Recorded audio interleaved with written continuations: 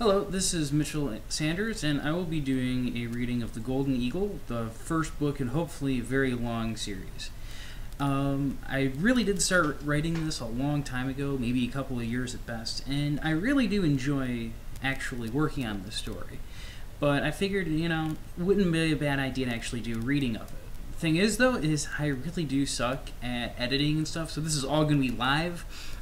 I apologize in advance for any hiccups or anything along those lines. The problem is I have no idea what I'm doing when it comes to sound editing, and I hope to get better at it eventually, but for right now, I'd appreciate it if you just struggled along with me in my bad reading voice, since sadly I don't really have the skill or ability of a really good, voice actor.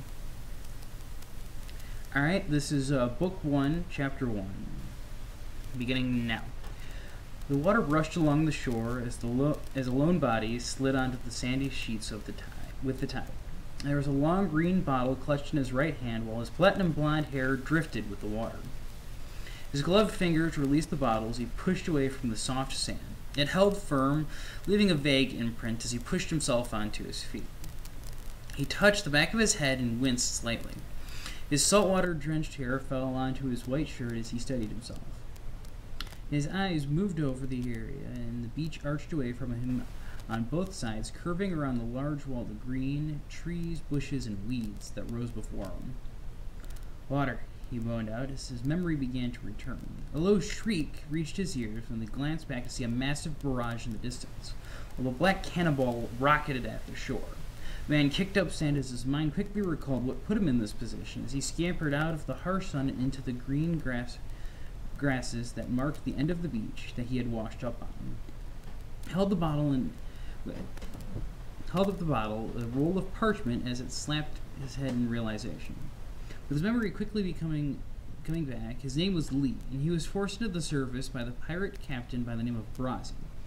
He had took his chance the night before, and he glanced back over the events the past 24 hours that led him to getting used for target practice. "My loyal crew, I have finally achieved the notoriety and fame I deserve. I am now a pirate lord, and have tracked down the required knowledge. On this island I shall stake my claim," Brazi shouted. The sun was in his eyes as he tried to squint at the captain. The man had a long yellow coat that ended past his knees with a white ruffle neck shirt and blue pants with a wide waistline that prevented him from buttoning up the coat. His gloved hand had 3 rings as well as a cutlass trapped to his waist. That was my first try. Okay. The crew roared around Lee, screamed as they raised their fists in the air, but all he felt was cold burning in his chest. Brazi snapped his fingers and a white flame appeared from the captain's hand. "Soon I shall take you all to the top, and with you we shall plunder the world." Lee blinked as his mind kept going over the events after the little speech of Captain Brazi. Lee had kept his head down and his hands moving as time slowly crept forward until the captain retired for the night. Lee made sure he was close at hand. His hands dug into the side of the rail as he moved to the open window. Brazi walked in as he stripped off his coat and approached another man who was already sitting in front of the captain's desk waiting for him. "Well, what are the losses we're going to expect?" Tuck said. The man was the first mate and sported a very deep tan with dirty blonde hair and an anchor tattoo that covered his rather hairy chest. "Most of them. The island has a lot of challenges. Fear mist, cannibals, sand pits, giant rats, and boars the size of houses. Not to mention a giant stone gargoyle. That damn thing hoards the golden heads of failed lords. From what I can gather, there's a blood sacrifice to the voodoo gods at each of these altars. And on top of that, we can't let a single crew member I don't have full confidence in live after reaching the island. Took a lot of work to get this chance at power, and I don't want to be hunted down for letting some small-time punk get away with the location. Tuck, and you should make sure we have at least 40 men left. Any less, and sailing the ship will be a nightmare. The rest, with an exception of about 5, are expendable," the captain explained as he stripped off his gloves. "Stenko would have my head if word gets out," he said. He tossed the white gloves into a metal pan on the desk before they suddenly burst into flames and died out. Bah. Blood magic and voodoo. "This was so much easier when we were just small time," Tuck growled. "But to be honest, most of the men are here because we forced them to work. If I need a reminder, I would have asked." I know, but I can tell which ones I can afford to lose sooner rather than later. Inform the crew we're going to need to work fast. Well, what about the gargoyle? Tuck asked. What about him? Leave that to the fools stupid enough to challenge fairy magic, the captain snapped. Fairy? Lee breathed, clapping his hands over his mouth when he realized his blunder. That's more valuable than all the gold in the kingdom, Tuck said. Lee could almost hear the drool dripping from the fat man's mouth. What part of immortal flying stone creature do you not get? That thing is to be avoided at all cost. I'm not going to add my skull to his growing collection. Now have the boarding party ready. I need Jerry and William all ready and armed to the teeth. Tell them to expect heavy losses, he said in a cold tone. Aye, Captain, Tusk replied stiffly. What about our less-than-willing navigator? Her? I don't want to bring her. Her blood is worth more in a body still breathing. Nothing to be done for it. As soon as we are off this damn island and find a replacement, she'll be the last loose end we tie up. Lee tightened his grip on the wood as he watched the captain was left alone. The captain set a bottle down as he fished out a sheet of paper and seemed to read it. Lee leaned to get a better view. Lee watched as the man set the paper down before dimming the lantern and falling asleep. The rest was history. As Lee took a deep breath and tossed his shirt over his back, he looked at the bottle. He wasn't sure when he jumped out the window. He just remembered it painted and he figured that he was hit on the head or something before he hit the water. He pulled the cork out with his teeth and spit it out. Tastes like freedom, he quipped with a half smirk. He shoved his fingers into the bottle. Come on, you stupid piece of paper, he grunted, trying to wiggle it free. The sun bore down on his scared back as he struggled with the bottle. He stopped, shaking the bottle upside down as the few shadows darted above his head. He lowered the bottle and glanced around. I have no idea where I am, where I'm going, and I have no weapon, he realized, looking down at his sandals and his stained slacks. And I have no idea what I'm talking to myself, he said slowly. You know what? I'm going to read it that one. And no idea why I'm talking to myself, he said slowly. Taking a deep breath and looking at the bottle, he took the bottle and he smashed it against a tree. A map fell to the jungle floor. Well, that solves both problems, he said, keeping the now broken bottle in his right hand as he picked paper up and unrolled it. Now then, the castle is in the center. Convenient. Where am I? Trees. Lots of trees. Dandy. Now let's see. 5 altars here, an oak, a giant tree, village of flesh eaters, and a few mountains to the north. And there's a bog of fear on the castle. Nothing is ever easy, is it? He scrubbled, scanning the trees. The trunks were about were twice his arm span around. The leaves all but blocked out the sun, only letting a bit shimmer down. That seems a little bit of a... whatever. The trees echoed with the sound of birds and insects. There was a noticeable consistency to the low chirping and cawing. Turned around as he walked, frowning as he looked at the sun, trying to get an idea of where he was, but even that did little good. Despite the unusual nature of the foliage, it was all starting to blend together. He took a step and almost tripped as he paused and he glanced at his feet. He almost expected a root or something. This is not good, but he realized he tripped into a footprint that was a lot bigger than his. Giant rats and D's, he admitted.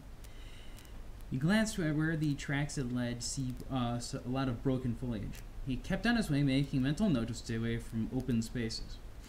He paused a few times, trying to get his bearing, but the repeat did little more than reinforce his own confusion. I wish Phoebe was here. She could tell me where the fuck I'm going, he grumbled, dropping his hands to his side. Okay, new plan. Find some fresh water, he told himself, rolling the paper and slipping it under the red sash at his waist. Placed the bottle between his teeth and dug his hands into a part of a nearby bark. With a flick of each ankle, he began to scale the massive oak. Each hand had to dig into the hard bark while he glared up the canopy above. He didn't dare look down or to the side. The day dragged on while he continued to scale the tree. Soon, he reached a branch thick enough to walk upon. Let's not rush things, he said, looking down. He wasn't sure how high he was, but a fall in any case would probably not be survivable. He pushed the leaves back as he finally spotted the sun for the first time since entering the dense jungle. The sun reflected off the green leaves for a long take that tumbled from the fall as it stretched along the horizon. He pulled out the map. There was no river or waterfall in it. This map is practically useless, he growled, his fingers tensing around the page. But he released a breath and rolled it back up. I got hit in the back of the head for that thing. What the hell was I thinking? Because my chances are not looking any better at this point. Should have grabbed Phoebe's key. That would have been more useful. He glanced down, noticing another branch not too far away. He backed up and then broke into a forward sprint. His feet hit the branch and his arms pumped in time with his legs. He kept his pace and his eyes on the prize as he His feet hit another tree branch. His footing slipped and he reached out, grabbing the branch with his foot had missed, and he hit the wood with a slight grunt. With a deep breath, inhaling against the pain raking his body, carefully he climbed up and got back to his feet. Lee shook his head, taking a quick look around. With a bit less speed, he continued on for a time, and with one last leap, he dove into the water. He surfaced, rinsing the salt from the ocean after a good shake of his head. He silently made his way to the bank as he pulled himself out of the water. He leaned back over, drinking as much as he could, coughed, and relaxed after he drank his fill. Taking a deep breath, he looked around up the waterfall nearby. Grabbed onto the rocks with the edge of the waterfall, and ready to be on his way, he began to scale the wall of rocks. He sure likes to climb things a lot in this chapter. After a few minutes, he found himself at the top, and slowly pulling his body up, he sighed heavily, rolling onto his back and staring up at the sun. Flashback part. Sorry, sir, but you don't have the required experience.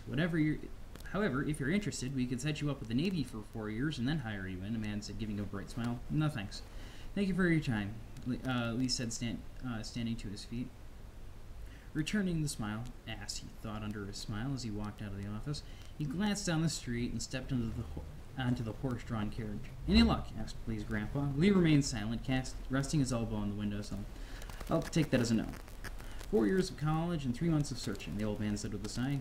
Lee looked up at his grandfather. Not your fault. They just don't want to teach me what it would take. If this keeps up, I may need find a different line of work. I know. But your mother had not been so foolish. This would be much easier if she had married. I would have made my connections a lot stronger, he said, his fist tightening into a ball. I could take up smithing. At least it'd be respectable, he offered. Maybe. But it wouldn't be too much. But if it wouldn't be too much trouble, I know someone who could use your hands, he said. Okay, back to the present. Lee looked up at the sun. That was the last time he had seen his family. He had ended up working on a merchant ship, which was a long trip to begin with. With a sigh, he got back to his feet, not wanting to dwell on it. His pace this time was slower as he regained his breath and followed the river farther upstream. Alright, this is almost over. The water flowed along gently, with Lee's thoughts went back to his family. His grandfather, a middle-class merchant of some standing, didn't have the means to help him gain his own good standing. His mom, on her second marriage and third child, was having trouble with the older of his younger siblings. And last he had heard he had a second sister, but he didn't know much about her. He shook his head as he kept his eyes forward. He gritted his teeth as he kept his pace stable. A few steps away, he caught sight of a massive castle. And here I was hoping this would be a little bit more manageable, he said, releasing a sigh. Okay, flashback again. All hands on deck, a voice cried.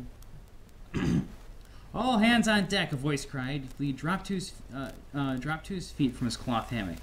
I need my sleep, he groaned, rubbing sleep from his eyes. Pirates! They struck colors! All hands! Someone cried on deck. Lee didn't really remember any names or faces from his time on the merchant vessel. I'm a sailor, not a fighter, Lee protested. Learn, another voice declared as a cutlass was thrown at him. It skidded across the stairs, but the hard steel was a wake-up call nonetheless. The job was now a battle to live. Lee swung the blade, cutting the air as he tested the weapon. Bodies moved about while people packed powder and headed up the sails. He followed suit, holding the dull of the blade in his mouth as he checked the knots and tied everything down. The sound of cannon fire filled the air. The ship shook from the impact of the hull. A barrel toppling off to the side began to roll away as Lee reached for it. Tie it down, an angry voice yelled, and glanced up to see... Tie it down, an angry voice yelled as he glanced up to see the captain. Lee rolled his eyes at the comment, but chased the barrel down. The ship rocked from cannon fire, tossing Lee off his feet. It was deafening and dangerous as splinters and chunks of wood rained over the sea. Low creaking sound could be heard, causing Lee to look at the main mast. His eyes went wide as he dove off to the side in the nick of time, the mast crashing into the side of the ship, just missing him. Salt water showered onto the deck. We cannot repair that, he whispered in horror, while the pirates lined up with the merchant ship. So either I die in a fight, or take the long way out, he said, closing his eyes as the boarding party began to attack. grabbed the cutlass and got to his feet. Okay, back to the present. Lee felt a shiver run down his spine as he pushed the memory away. What I would not give for some company. I hate being alone with my thoughts, he muttered aloud. He couldn't recall what had happened next on the ship. He remembered flashes of panic, swords, and death. That was the day he learned what a pitiful fighter he was in any sense of the word. As he remembered now, his blade had been easily knocked out of his hand, and he had been taken captive. Damn it, it's getting late, he said, drawing himself away from his memories. He didn't much care for dwelling on events like those, but he had learned a lot more on the pirate ship than on the merchant. He'd at least hold a sword now without worrying about it being knocked away. Shelter. This should have been a higher priority, he grumbled. Hello there, said a cracked voice. Lee jumped, swinging the busted bottle around. Oh, it's only you, he said, noticing a scarlet macaw. He gave me a heart attack, he said, relaxing a bit. The bird tilted its head and looked at him, and his head started to reflect the setting sun reflected off its pupil. Run for your life! The fleshies are here! Yum yum! Eat 'em up! Eat 'em up! The bird cawed. Lee cocked his head in confusion. He heard something fly through the air as an arrow landed in a root in his feet. Oh no, he said, freezing like a deer when he spotted half a dozen scantily clad men. Out of the frying pan into the fire, he swallowed thickly. He said, swallowing thickly. He held the bottle up, it slowly started to back away. Eat 'em up, the bird cawed, taking its flight as 6 tribal figures broke into a run. Shit, he said, frowning as he bolted. Alright, that is chapter 1. I apologize for any of the mistakes that I might have made while doing the overarching recording. And, you know, for future reference, the pirate story took a lot of inspiration from anime, and while for the most part it will be remaining PG-13, if the F-bomb I actually threw in there proves, this story will have moments both here, now, and scattered about through most of the actual writing that will borderline on M. If you find anything that might have anything to do with pirates, I may not recommend the story towards you, but if you do enjoy a good long story focusing on twists, turns, magic, and all sorts of swashbuckling adventures, I definitely recommend giving this book not only a listen and a read. As of right now, the first book is completely written, and it is up for free on fictionpress.com under the title The Golden Eagle. I'm almost finished up with the first draft of the second book, and it will be joining it up there for free as well. I do a lot of this for fun, and while I may hope to actually make a buck or two off of this in the future, sadly that is not today, and I'm more happy to have people just reading the story rather than anything else. So this is going to be the end of chapter 1, and I appreciate you guys making it all the way to the end, even though this isn't a very long story to begin with. I apologize in advance for any audio problems or issues. I'm going to do the best that I can with what I have. And thank you, and I hope to see you again for Chapter 2.